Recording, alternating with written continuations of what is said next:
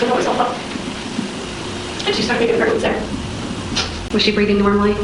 No. Did you notice any bleeding? Just a little around her nose and no. How did she feel when you touched her skin? Her body was ice cold.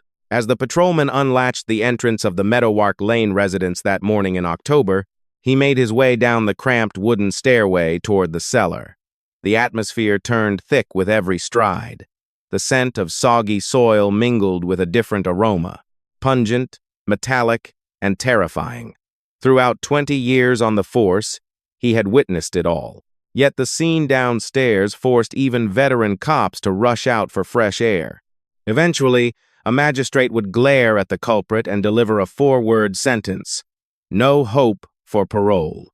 We, the federal jurors, regarding the second count of this case, find Benjamin Taylor guilty of murdering a human being in the first degree. However, a radiant glow preceded this tragedy. A tiny infant girl entered the world prematurely, battling for every single gasp of air. Her name was Emily Elizabeth Behringer, a 10-month-old bundle of joy. I must admit, this tale is heartbreaking, yet acknowledging these events is vital to protecting other vulnerable children. Before we proceed, I have 3 requests. First, hit that thumbs up.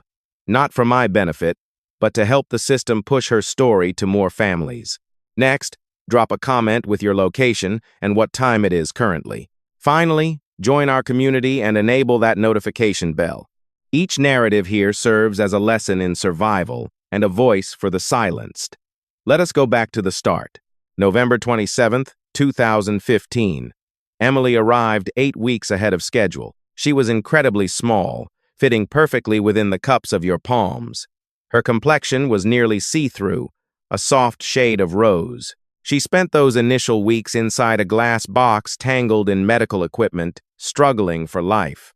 Neonatal nurses handle many preemies, yet Emily stood out. Once those eyelids finally parted, her gaze was profound and obsidian, looking far too knowledgeable for a newborn. A caregiver remarked later that she peered right into your heart, making you feel obligated to save her at any cost. And she pulled through. Monthly, her tiny frame gained strength, and her cheeks flushed. Her lungs grew stronger. Bringing her home felt like a massive triumph for her mom, Amanda Atkins. Her infant had shown the heart of a warrior. By 3 months, Emily was a child you simply couldn't ignore. Her grin was the real deal. When she beamed, her eyes turned into little moons, her mouth widening with sheer bliss, making passers-by stop in their tracks. Her relatives affectionately dubbed her Princess Emmaleigh. Amanda adorned her in vivid outfits, usually topped with a headband featuring a massive ribbon.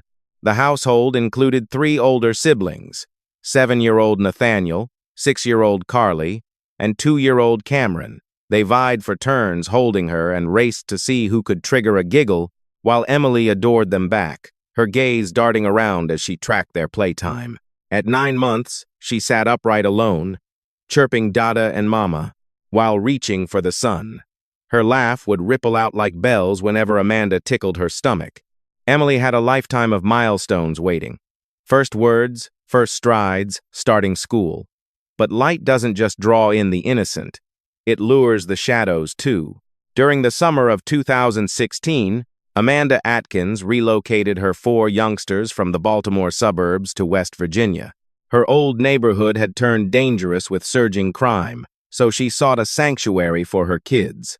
The tiny town of Ripley appeared ideal for a fresh, quiet start. That was when she crossed paths with Benjamin Taylor, a 32-year-old local man, a tall guy with a charming grin.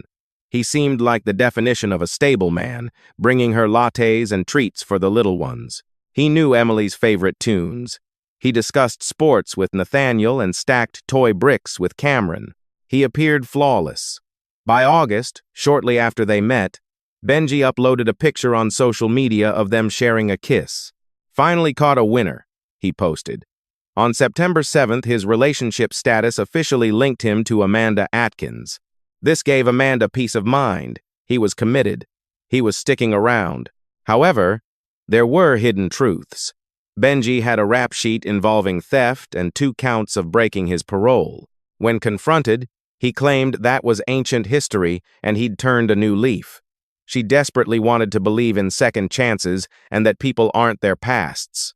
Before 2 months had passed, Benji moved into Amanda's place. He integrated himself into their daily routine, starting their mornings together and sharing dinners before the kids went to sleep, giving Amanda a much-needed sense of relief. Finally, she had some support. However, that June, shortly before the nightmare began, Benji's Facebook feed turned dark with disturbing posts. He openly bragged about his twisted nature, claiming he would never feel guilty for his depravity. He was so proud of that sentiment that he made it his main profile banner. Amanda might have seen it, but who knows? It is easy to overlook the warning signs when you are desperate for someone to be your savior. The alarms are usually ringing. The real challenge is whether we recognize them before it's too late.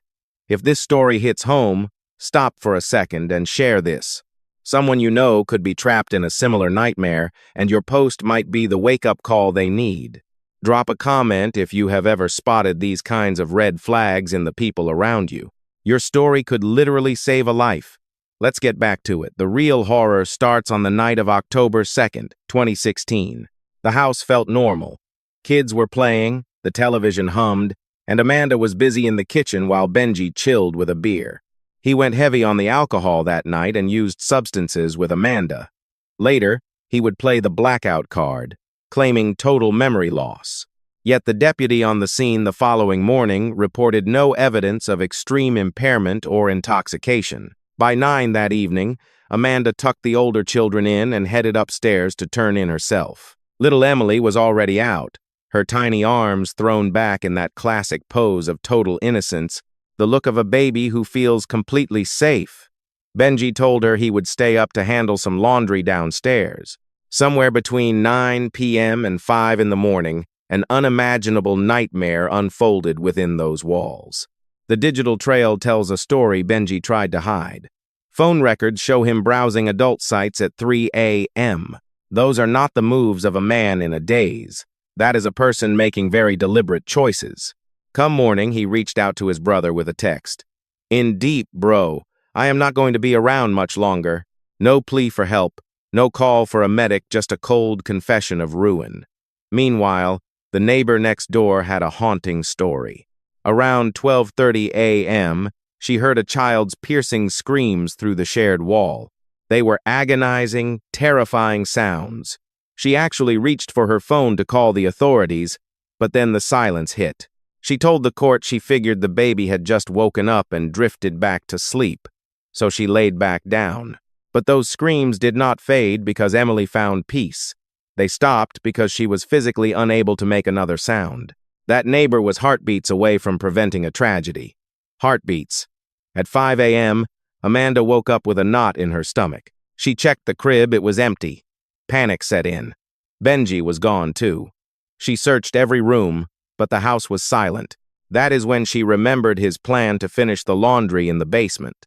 The moment Amanda cracked the basement door, a sickening stench hit her, damp air mixed with a sharp, metallic iron smell. In the dim light, she found Benji kneeling by the washer, half-dressed and disheveled. And there, on the freezing concrete, lay Emmaleigh, exposed and drenched in deep crimson. Reality fractured. "What have you done?" she shrieked. Benji just looked back, cold and detached, trying to clean her up. Amanda was in total shock. Cleaning a child in a dark basement at 5 in the morning? Then she saw her daughter's bloodied face and heard the wet, struggling gasps coming from her throat. Her skin felt like ice. Amanda lunged, grabbing Emily and striking Benji so hard her own hand throbbed. "What did you do to my baby?" He offered nothing but a hollow stare. She bolted upstairs, hands stained red, and dialed 911 in a frenzy. The audio from that emergency call is one of the most soul-crushing pieces of evidence ever recorded. You can hear her world falling apart. "My baby isn't breathing. She is bleeding. He hurt her. I know he did. Why was she stripped?" Medics arrived within 6 minutes, and what they walked into shook even the most hardened veterans. A mother stood outside clutching a blood-soaked infant. There was so much red, they could not even tell where the injuries started. Emily was clinging to life by a thread. Officers ordered Benji to pull up his shirt. A massive bloodstain covered his chest. "Must have happened when I moved her," he muttered. Emily was rushed to the ER. Her state was so dire that a flight crew was scrambled to airlift her to the region's top trauma unit. The specialists there encountered horrors that drove some to tears.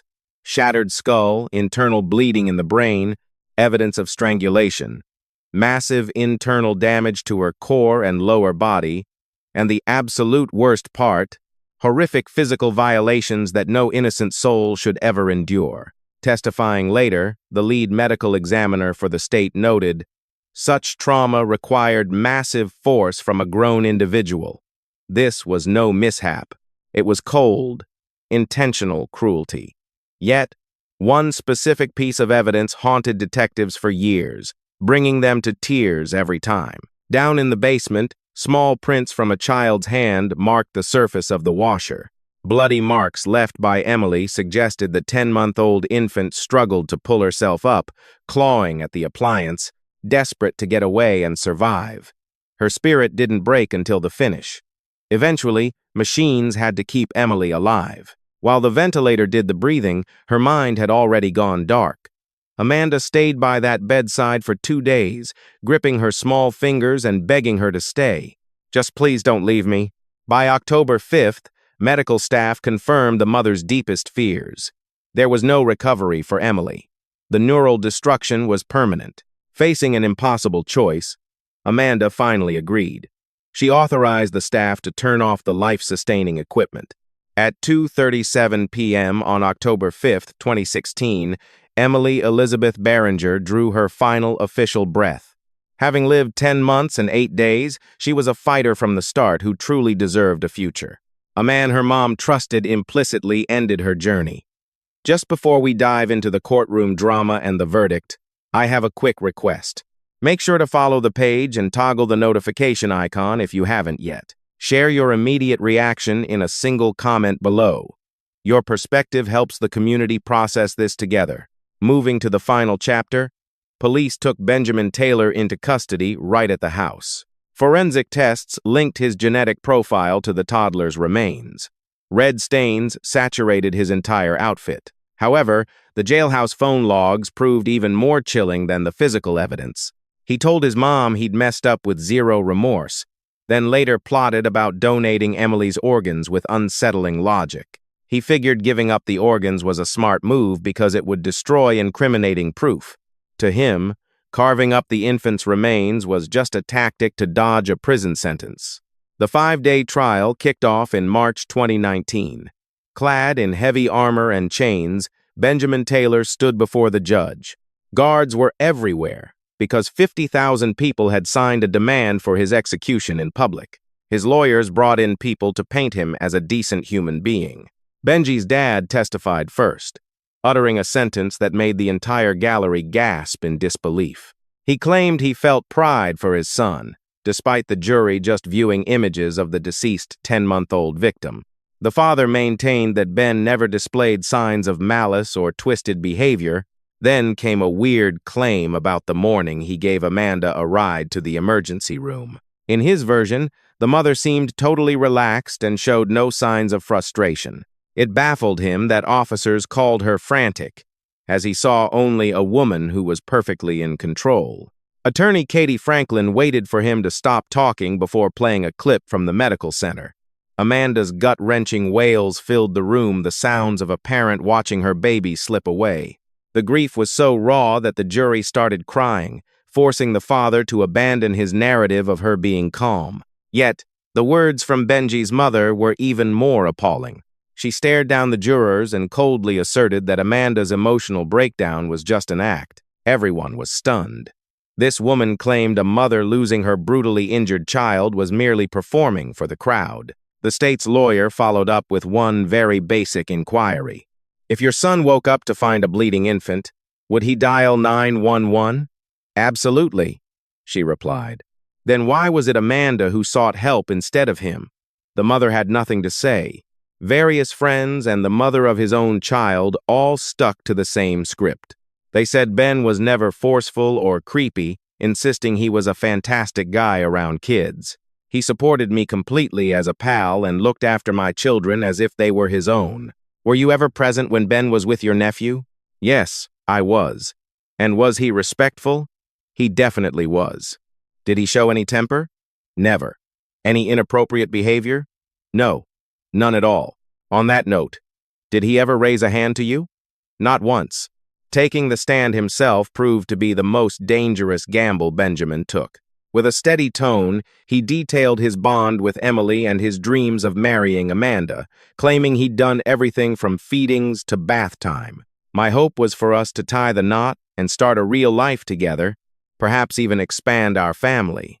He swore that little Emmaleigh would beam at him whenever he walked in, showing off that sweet, toothless grin. It was gut-wrenching to hear him reminisce about her joy after the horrors he'd inflicted upon her. Several onlookers couldn't take it and fled the room. Once he finished, the lead attorney launched a fierce counteroffensive. "Mr. Taylor," she began, "is making light of sexual violence typical for you?" Benji didn't miss a beat, insisting he'd never say such a thing. That just isn't me. At that moment, the lights dimmed, and his own Facebook profile was broadcast across the massive projector screen. Row after row of disturbing memes popped up, all centered on non-consensual acts and physical suffering. He'd even boasted about being a predator, literally pinning a quote about having no regrets for his deviance right to the top of his page. Despite character witnesses claiming he had no dark side, his own digital footprint proved he was a completely different man. Next, the prosecution tore his memory loss defense to shreds. Phone records revealed that at 3 in the morning, he was actively and deliberately browsing adult sites using specific search terms. By sunrise, he'd sent a perfectly logical text to his brother. The lawyer then locked eyes with the jurors. You don't browse the web at 3 a.m. or draft clear messages if you're truly unconscious or in a fog. These are the deliberate moves of someone fully aware of their surroundings and their crimes. When the autopsy photos of the victim were displayed, the room fell apart. Jurors broke down in tears, and more spectators hurried toward the exit. Yet Benjamin Taylor remained a statue, eyes fixed on nothing. Through every gruesome detail shared over the 5-day trial, while Amanda gave her heart-wrenching testimony through heavy sobs, and as doctors recounted the trauma, he never blinked. There was zero regret in his eyes. It took the jury only 2 hours to reach a decision. They were in total agreement. Benjamin Taylor was found guilty of first-degree murder. As members of this seated jury, having reached a guilty verdict for murder in the first degree, we formally state our position. We suggest no leniency. Regarding the third charge within the formal indictment, we find Benjamin Taylor responsible for the fatal results of extreme child battery. That was the exact moment the mask slipped. He buried his face in his palms and began wailing with unrestrained grief. He didn't cry for the victim or her mother's pain. He didn't even react when his mom attacked Amanda's character. His tears were reserved strictly for his own downfall. The panel included a stinging note in their final papers, 4 words that would echo forever, without any mercy whatsoever. The court handed down life behind bars without parole, plus an extra 40 years and another 10 to 20 years, all to be served back to back. He is destined to spend every remaining day in a cell. However, the true legacy of this case unfolded after the sentencing. By April of 2017, Emmaleig's law was officially ratified by the governor, a piece of legislation that bumped the minimum penalty for abuse to 15 years and allowed for life sentences. It cleared both houses without a single dissenting vote. Emmaleigh only had 10 months on this earth, but her name now shields countless others from harm. Her memory has become a guardian for the vulnerable. Tucked away in West Virginia is a resting place adorned with pink blooms and toys. The stone reads, Emily Elizabeth Behringer, our darling princess. Visitors still drop by to leave small tokens and keep candles burning in her honor. They honor a child who lost her battle far too soon. Her journey serves as a grim lesson. Never look the other way. Listen to your gut and stand up for those who have no voice. If this moved you, please pass it on. You might help someone spot the warning signs before it's too late and save a life. She can't speak anymore, so we must be her voice. Appreciate you watching.